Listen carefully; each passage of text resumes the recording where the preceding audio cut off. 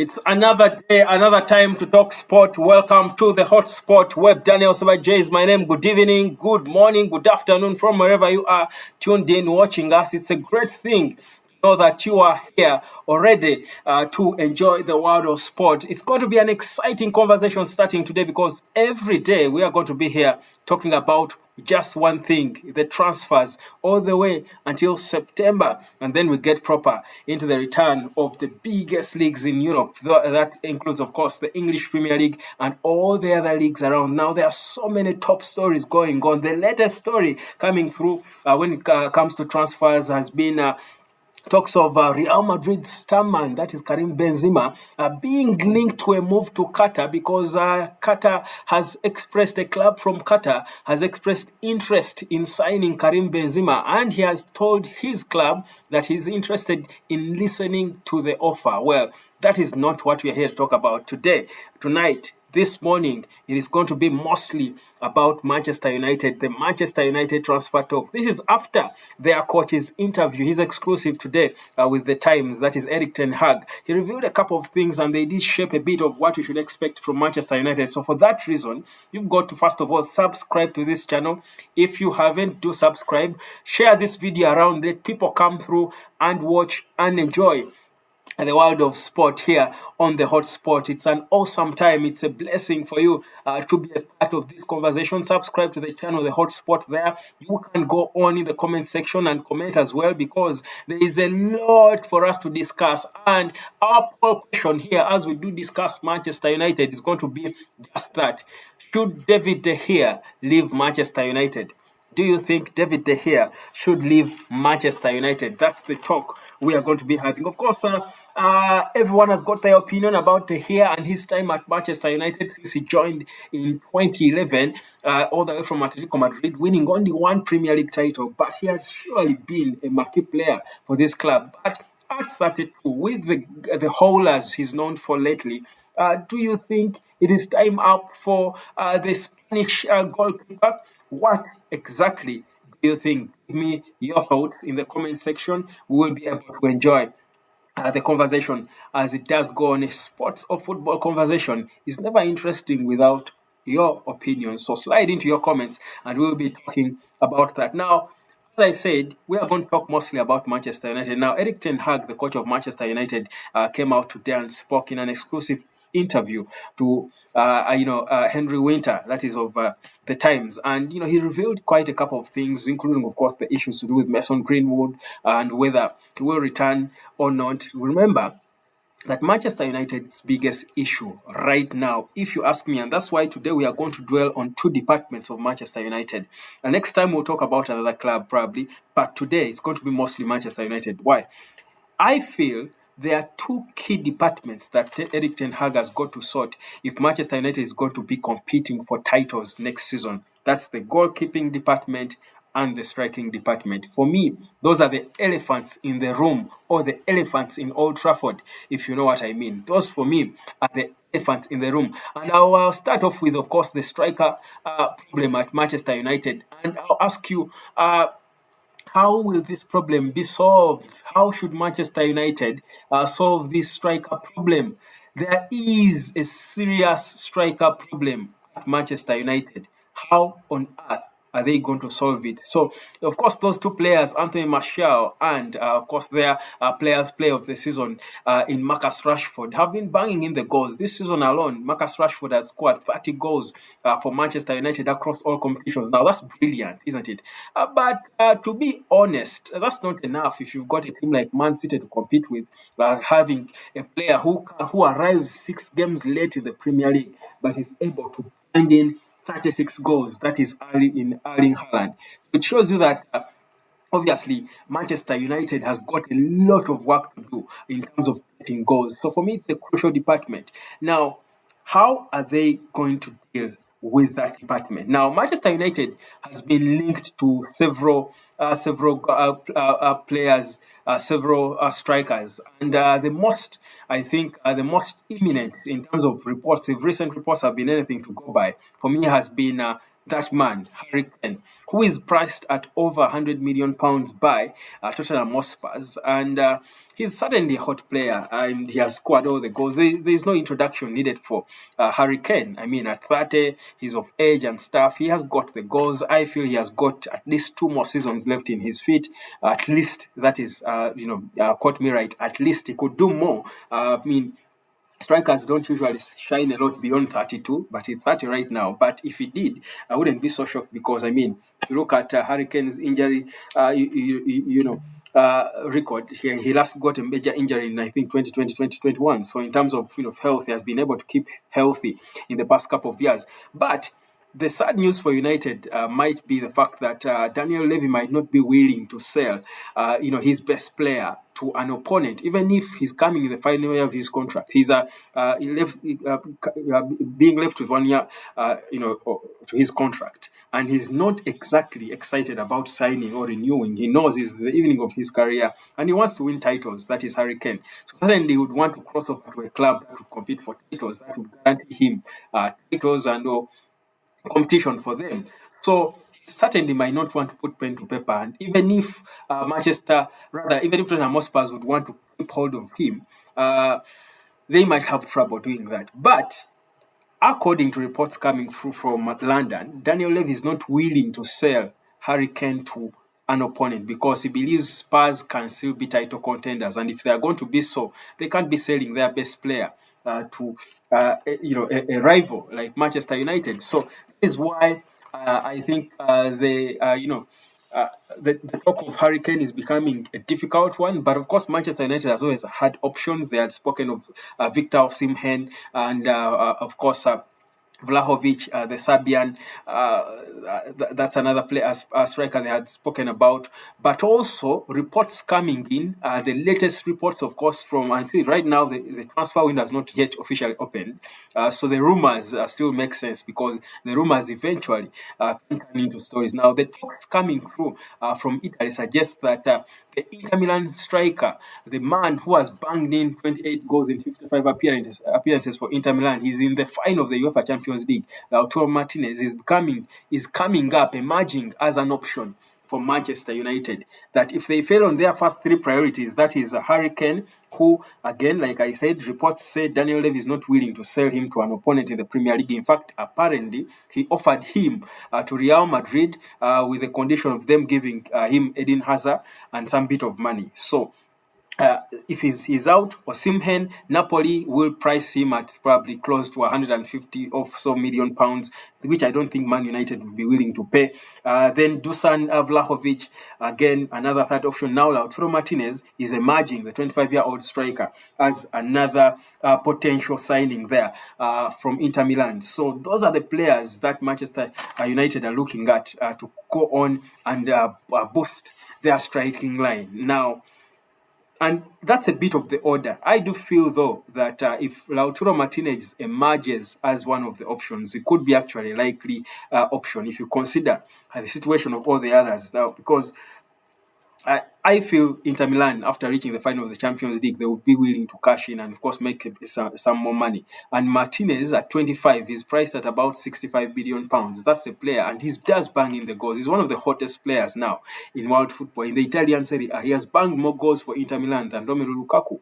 So it shows you how good a player, contributor he has been to this and Inzaghi, team, Inzaghi's attack. So he's certainly a good player. He's ripe. He's 25. He joined Inter in 2018. He has been growing through the ranks to become now a favorite. In fact, he's just actually, I think, did wed, have his wedding recently. But yeah.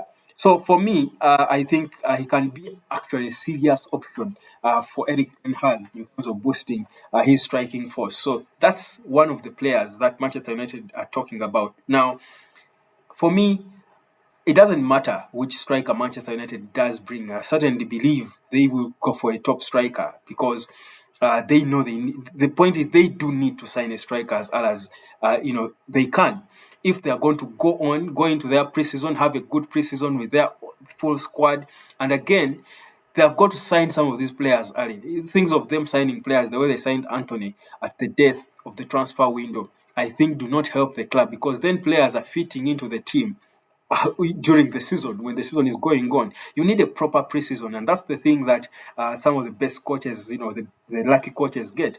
But for Man United, again, and that's why Ten Hag was saying in his interview, his situation, the ownership situation is a bit slowing down things for Man United, because the time at which you get the money, the time you go to players and table offers, rather to clubs and table offers, does matter a lot if you're going to get a player for the right price. The longer you take to go, the more pricey these players will become. The perhaps most of the players, the good players, will be taken. More so if you're in a race, the way clubs are racing, to sign Declan Rice and a bit of Mason Mount. So Man United does need to get their money early, so that they do business early and have a proper complete preseason if they are going to go on and compete with the likes of Man City, whose players have had an entire season. I don't think Manchester City do need to sign any single player in any department. But of course, Pep Guardiola never has enough. He will always tinker somewhere and bring on some kid from somewhere, and he will actually fit in so well. He always wants to sign a player, and of course, they always have the money. But the thing is, the gist of the Manchester squad has been there. They have had a successful season. They could even win a treble. They will have a full preseason. So if these are the teams you're going to be competing with, you want to be clear, get your money early. So regardless the situation at Manchester United when it comes to the ownership and stuff, I do believe they have got to sort this like as early as yesterday, so that they go on and focus on the transfers and focus on who they sign and have their proper complete preseason. But key area for me is the striking line. If you look at Marcus Rashford and Anthony Martial, Rashford plays better for me coming off, and Ten Hag was saying he does play well, coming through as a number 9, a target man, but I think he plays better coming off the left. Yes, he can play all the three positions forward, as a target man, as a number 9, or at times as a false 9 even. I don't consider him as a natural number 9, to be honest. I see him better coming off the flanks, mostly as an inverted winger coming from the left, drifting into the right. And now with Anthony taking the right position, being the inverted winger from the right, certainly the only space for Marcus Rashford is from the left. So for me, I think if you've got Rashford flying in from the left, sell Anthony Martial, get a striker, a natural striker, goal poacher. Victor Osimhen, for me, would have been the first priority for Manchester United. But you feel probably Napoli might want to price him so highly that any team that would want to sign him would have to rob a bank or something. So, and probably that would be a turn off for most of the clubs, unless the player wants to leave and tries to force a move away. But that said, Manchester United are in that situation. But like I said, the situation with the Glazers and of course, the Sheikh Yassim bin Hamad buying the club is also slowing things for Ten Hag. And you feel Man United has been picking the rhythm. They have had a successful season, of course, getting back Champions League football, finishing third. They could win the FA Cup. I mean, this is a derby. They could shock Manchester City on Saturday, the 3rd of June, in that final at Wembley. And then, of course, they have won a title already, the Carabao Cup. You feel they're in the rhythm. They are picking the rhythm. The fans are believing the project. Ten Hag has got the full backing, the trust of the fans, the board, and everyone. So you feel this situation of the ownership and selling and the Glazers trying to hold out for the best deal is a bit costing the club in many ways. And if they don't sort it early, it will bring issues. But also, again, the Mason Greenwood issue. Mason Greenwood is a brilliant player. He has proved, and Ten Hag was speaking about him, how he has proved that before, that he can score goals. But he was quick to distance himself, saying it's not entirely up to him for Mason Greenwood to come back and play for Man United. But even his situation perhaps is being slowed by the lack of clarity on who are the next owners of the club. So the Glazers, for me, are causing big problems for Manchester United, and it's something that they need to sort like as early as yesterday. But I do remind you to do subscribe and share the link on, because we are going to be here for just under an hour, probably just talking about the transfers, the transfer talk, the speculations, and of course the players that different teams are looking at. But mostly today or tonight, the focus is going to be mostly on Manchester United, and the question we're asking: should Man United sign a goalkeeper? That's a big one. Now, let's slide proper into that conversation. Should Manchester United sign goalkeeper? Now, Manchester United is in an interesting situation. Now, they do have a goalkeeper who many fans will agree has been one of, you'd love to hate David De Gea, but you can't because, again, he won the Golden Glove of the Premier League. That shows you that he's been good. They let in little goals as a team. Probably you want to create the defense as well. That Ten Hag, and you give credit to Eric Ten Hag for solving the defense problem that United had, and you feel that's good. David De Gea, stats show he did well. But if you look at the howlers, like the one against West Ham United, go back before the howlers, I think the 4-0 loss to should have been Brighton earlier on in the season. If you look at the howlers that have defined David De Gea's time at Manchester United, you get confused. You're thinking now, what should Manchester United do? Should they cling on to the 32-year-old? Because at 32, you were at your prime as a goalkeeper. For me, for me to be honest, whereas the law of goalkeeping says that 30, 32 you're at your prime, for me, I feel actually David De Gea's prime is way behind him. I think the season he won the only Premier League title he has won with Man United might have been perhaps one of his best. And not to say that he has not been performing well for United, because I do feel at some point David De Gea and Paul Pogba were the only guys playing football in Manchester United. When they tried to fumble with Zlatan and Edinson Cavani and what have you, at some point it was only David De Gea's saves and Paul Pogba's moments that were looking like a bit of Man United quality and stuff. So I don't want even to mesh that's why I say it's a confusing place to be in. If you're someone, who has been following Man United, De Gea has been there for the club. But the truth is, these howlers do not warrant a first team place for a goalkeeper trying to compete to beat a team like Manchester City. In all honesty, I don't think David De Gea in that regard, for me, gets it, and that's why I'm posing the question to you: that should David De Gea leave Manchester United? Should United sign a goalkeeper? One of the issues for me that De Gea is facing is clearly the lack of competition. You look at the goalkeepers United has, the likes of Dean Henderson and Heaton and Dubravka, the Loni. You feel they probably all look at David De Gea as more of a role model, which he has earned, but they're not really competition for him. You feel they do not give him that competition to go on and try and be a better goalkeeper. His biggest weakness, that is De Gea, is, and he has always been, he's good with his saves, but the game today has evolved that you need ball playing goalkeepers. You need to be able to start play. But we've seen him put his teammates, outfield players into trouble. We saw him, I think,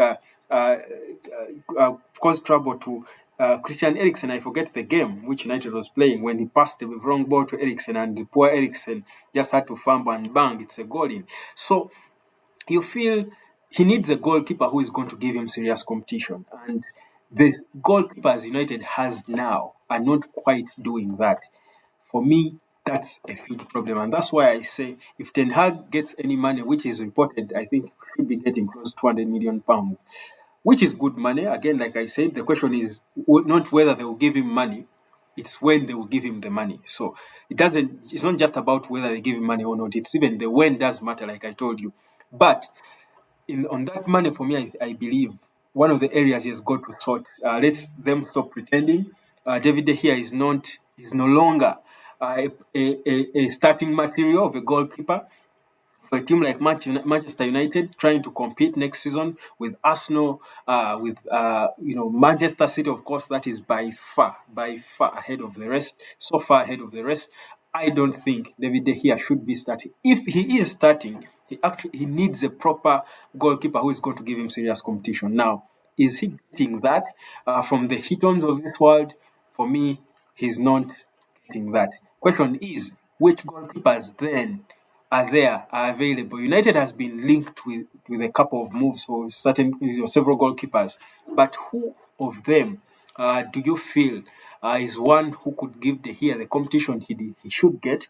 That is, if he stays, because again, one of the conditions he would want to stay, and they have not yet. His contract is expiring in the summer, but they have not yet given him an extension. That shows you that the club is also undecided. Perhaps they are looking around for an option. In fact, I think just about probably a few months ago, Man United brought in a goalkeeping scout to help them solve the goalkeeping problem at the club. Now, they're still undecided on whether they will keep the here. Like I said, it's confusing. A guy is full of gaffes and howlers, but he's winning the Golden Glove. What do you do in this day and age when there are not so many top quality goalkeepers in football? It's a confusing place to be, but I think this is where they've got to make the tough decision. If Eric Ten Hag could make the decision to let go of Cristiano Ronaldo when he was his top scorer, Man United's top scorer the season before, how difficult would it be for him to say, well, there is no guarantee of first-team football for you, David De Gea. We need you need to earn your first team place. It's not a guarantee anymore. Whereas you're one of the top earners at the club, earning 375,000 pounds per week, which they actually want to cut. That's one of the things told in the negotiations. But whereas he's a legend of the club, of course, like I said, joining for 19 million pounds in 2011 from Atletico Madrid, he has been there and winning stuff. I think he has won about 3 major titles, including 1 Premier League title. He has been there.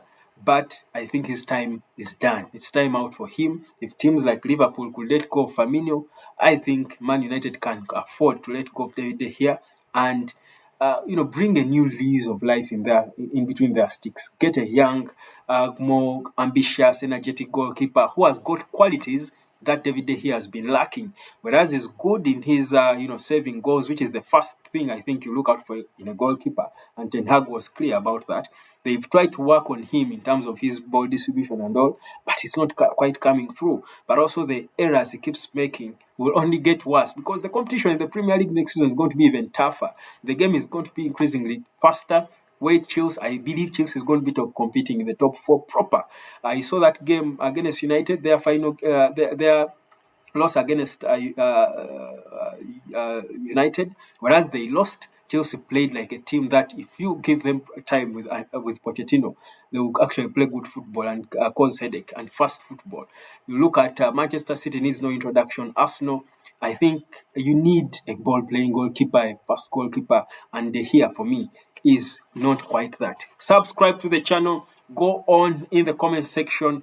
Share the link on. Let's talk the transfers. We are talking Manchester United, and of course, it never gets better than Manchester United when you talk transfers and football, because at a time like this, usually Manchester United is always, at the center of transfer talk and speculations. It does go on, by the way, still up to the end, because they are also known for late moves. But the truth is, United needs to do some business. Now, which goalkeepers should they go for? Now, United has been linked to several goalkeepers, and this, among others, this young man, the 25-year-old Swiss goalkeeper playing his trade at Borussia Dortmund, that's Gregor Kobel. This 25-year-old is one goalkeeper that has been linked with a move to Manchester United. And quite frankly, if you look at Borussia Dortmund, yes, whereas they did fail to win the Bundesliga, I think he has been consistent with them, and you feel he would bring in something new. At 25, yes, he's still young, but I think that's the right age for a goalkeeper, more so for a project like a Man United project that is building. I think that's the right age. David De Gea joined Man United at 21, I believe. So it shows you that 25 would be, he's a bit mature, a little more mature. He's been playing at the topmost level, playing for a team like Borussia Dortmund. I feel he wouldn't need a lot of panel beating and stuff and time to fit in and acclimatize to the English Premier League. So I feel, and also the fact that I think Kobel has got better goal distributing abilities. If you watch Borussia Dortmund games, you feel most of the things that David here lacks, he has. For me, I think it would be a fair or decent option for Borussia, rather for Manchester United from Borussia Dortmund. I've spoken about him. Do I think they will sign him? Perhaps not. Perhaps not. But I think he's a good option. He's not the only good option, of course. There is this young man who currently plays in Belgium in Anderlecht, the 20-year-old Dutchman. That is Bart Verbruggen.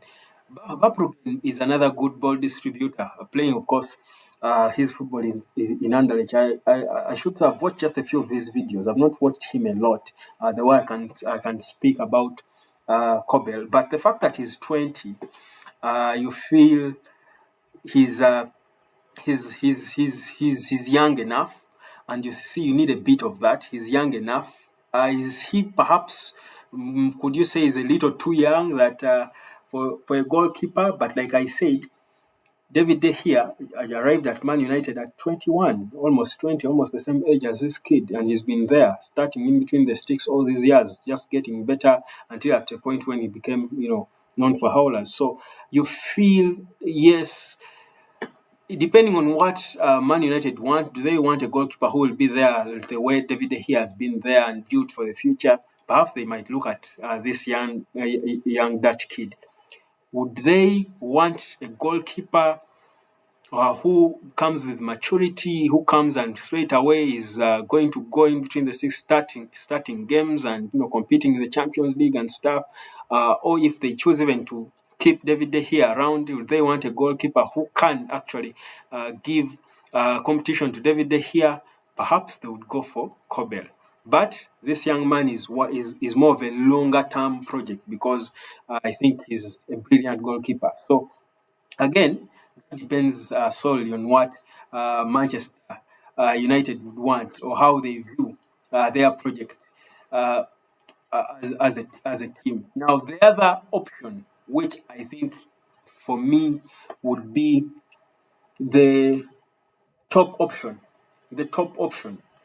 I'm speaking about all these goalkeepers that Man United has been linked to, uh, because they are all good goalkeepers. But for me, I think Diogo Costa, the FC Porto goalkeeper, for me should be the best option. I've watched him at Porto. He's such a brilliant goalkeeper. He's such a brilliant shot stopper. He's Portuguese. He's only 23. That's young, too young for. He's a baby for a goalkeeper, but his quality is beyond his age. I think he's a better goalkeeper than all, if you ask me.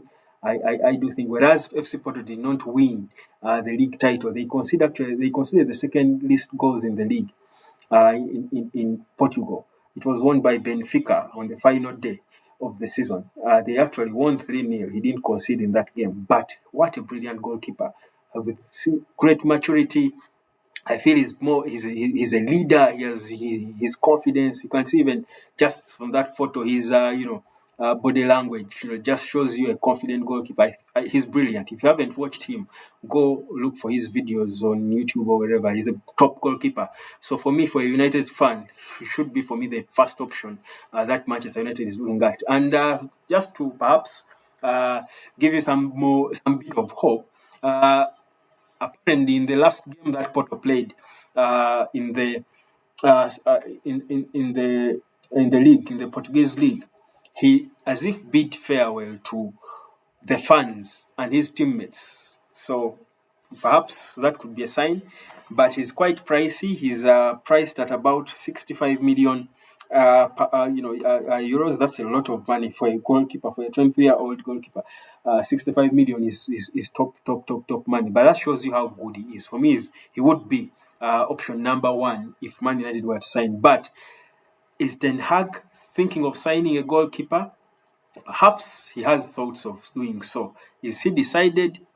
Probably not. But I do feel that Man United have got to sort their goalkeeping problems like urgently. They have got to sort them urgently if they are going to go on and compete for titles. I'll read some bit of comments here from a couple of lads who I did ask whether they feel Man United should let go of David De Gea. And just to remind you of our poll question or poll discussion, the key point of discussion tonight, we are asking, should Man United let go of David De Gea? Do you feel? And I've got this question several times, and I like I said, I think they have got to let go of De Gea. And surprisingly, I feel if De Gea left, even Dean Henderson would become a better goalkeeper for some reason. I feel De Gea is sort of blocking the chance for so many. Sometimes when you've got, because I mean, for Dean Henderson, certain De Gea is a role model and stuff. So if he's around, and he won't have the confidence. You feel you just need to learn from him and stuff. So he just needs to go away so that these younger goalkeepers who have got a good future ahead of them can perhaps go on and shine. And so for me, that should be the first thing that Eric Ten Hag does. But a gentleman called Wise King did say that he doesn't know if there's any good goalkeeper who will accept to sit on the bench as the key is number one. Now that's interesting. That's interesting because the truth is, I mean, let's be honest. David De Gea is not the worst goalkeeper. Let's get it straight. He's actually one of the best goalkeepers in the world. He's a respected goalkeeper. But so if you're a goalkeeper, yes, you may not want to sit on the bench, but you wouldn't have sleepless nights over David De Gea starting ahead of you. I mean, like I said, he just won the Golden Boot in the Premier League. So he's a good goalkeeper, not just decent. Decent would be another statement. But the time he has spent at United, there is no more. What more is he going to do? Well, yes, they have returned to the Champions League. His experience will come in handy. But we've seen him, do howlers in the Champions League. I mean, he's the same, and he has gone on for a long time. These howlers come and go. They actually keep coming. Every season he will pull up about 3 or 4, in a random game. So you feel for such a goalkeeper, even if he will perhaps try to suffice for that, for the howlers with the saves he would make. Some of the howlers he would make are game changing. They mean a lot. They have a huge impact on where, for example, remember the Karius' howler against Madrid. Certain howlers, and Karius was a decent goalkeeper, but certain howlers are unacceptable. I feel like De Gea cannot stop making those howlers at United. Maybe if he went to another club, he would. I feel like at United, he will still be the same on and off goalkeeper. That's what I feel. So if you're going to move to make tough decisions and you're Ten Hag, you're coming through, you have to bring a new, breath of life, a new lease of life to the team and stuff. You've got to clean like he has done. Like I said, if you let go of Cristiano Ronaldo, who is David De Gea? So for me, if you're keeping him, then let him not be guaranteed first team football and bring a goalkeeper who can actually warrant a first team place. But you see, you feel the man has been playing each game for Man United because he has no competition. I think De Gea is the most fielded player, and whereas we know that goalkeepers are not usually rotated that much. But I mean, even in the least competitions, De Gea has been starting in between the sticks for United, and you're thinking, what are other goalkeepers doing? Even a Carabao Cup, I think even in a friendly match, every time De Gea, when will other goalkeepers come in and play? It shows you that he has been way ahead of everyone around him, yet he's not actually up there. He's not the best. He's not the best that he was before. So it shows you that there is a problem. He lacks competition. So bring him a competitor and tell him, if this person performs better than you in training, he's coming in as number one. You're not assured. If not, if he's not settling for that, let go of him. And again, you'll be surprised how the likes of Dean Henderson will improve and open up and be themselves and be their own men. So that's for me what I think. Those are the key areas that I feel Man United should address. And if they did address those areas, I think perhaps they could have the right to compete for, probably saying competing for the title against Man City feels heavy to say for any team except Liverpool, which again also is now into a restart sort of. So again, even for Liverpool next season, I don't see them competing for against Man City. Even to be honest, in all fairness, even this Arsenal team, yes, they had a brilliant season, a brilliant season. Do I think Arsenal is going to perform better than this season next season? I'm not sure, to be honest. I actually think Arsenal might go back to competing for top four next season. But again, today is not a day to talk about Arsenal and what have you. It's a day to talk about Man United and their transfers mostly. But United has got to correct many wrongs, more so up front and in between the sticks. There's another a comment here rather from a gentleman called Ronnie who says I also agree says Man United should sign someone who will give Dev competition, and he mentions Diogo Costa as that person who can give David De Gea competition, which I believe it's a good thing. Kamal is saying that only if Man United lets go of De Gea, he would remain with him and did Henderson as his deputy. So he feels the goalkeepers they have perhaps can still do well. Can they? Not quite for me. But yeah, that's a bit of Manchester United and, of course, the transfer talk and everything surrounding this club that will be hoping to compete for the Premier League title next season, but also the Champions League. Now, United, like I said, just to wrap up a few of the players that have been linked to, there is actually talk of United also having interest in Moses Caicedo. That is the Brighton midfielder. Remember, he's one of the top targets for Arsenal. It will be an interesting race, that isn't it? And perhaps it will go down to the player to choose where he would want to go. I wonder, right now in this state, a player, if you're in a state like, there are two players that United, according to reports, that Man United are interested in. Of course, one player we know for a certain that United is interested in is Mason Mount. That one, they have shown interest. I think I can confirm that 100%, I should say. Okay, let me say 99.99% because I have not there. I wasn't there to see, but I know that United have got interest in Mount.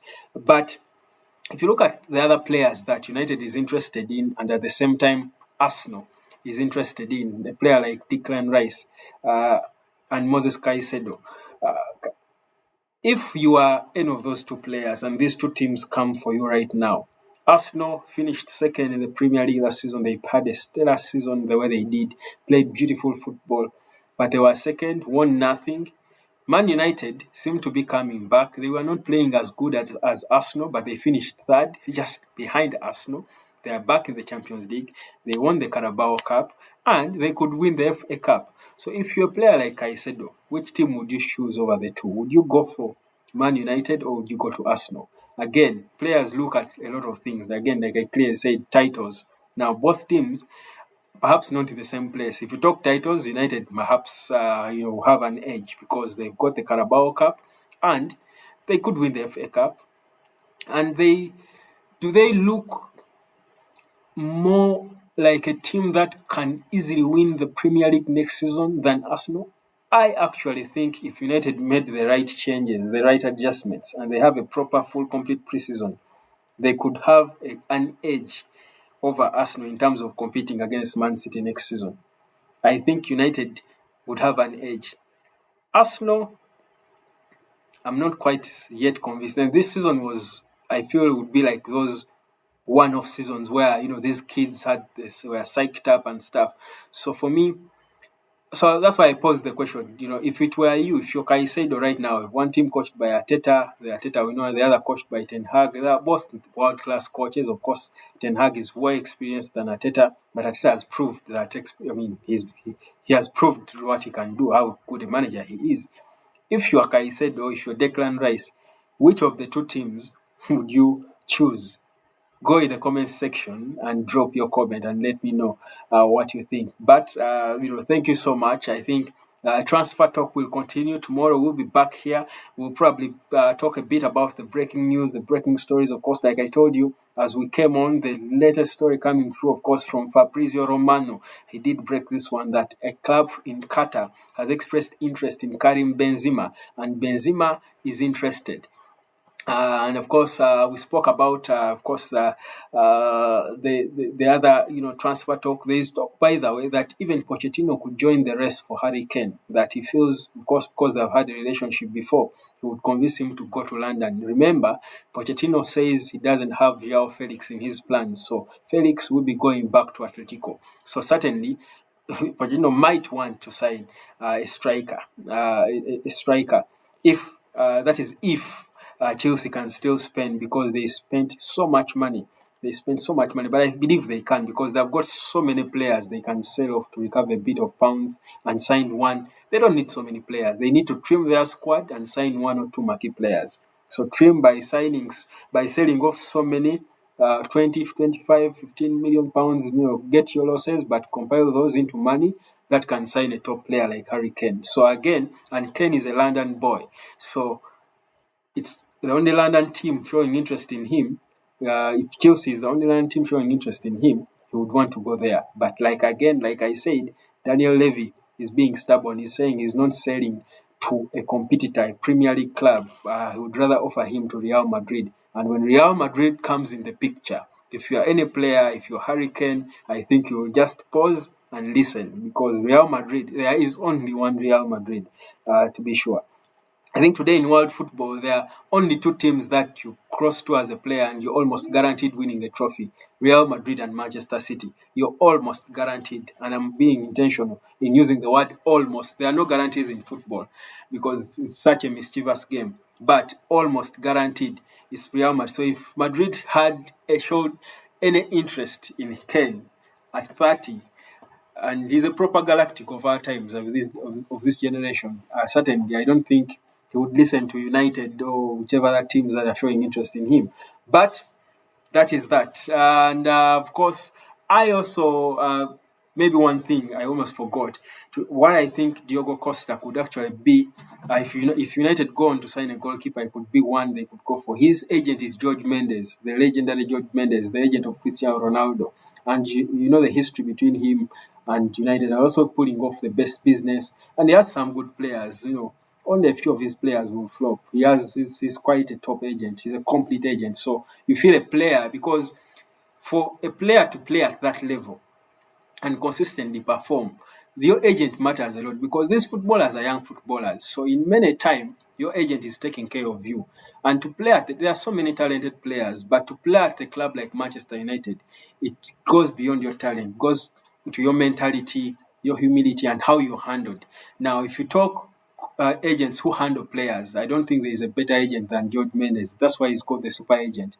That his Guest is such a professional agency that though when they give you a player, you're sure this is a well-handled player in terms of their business and stuff.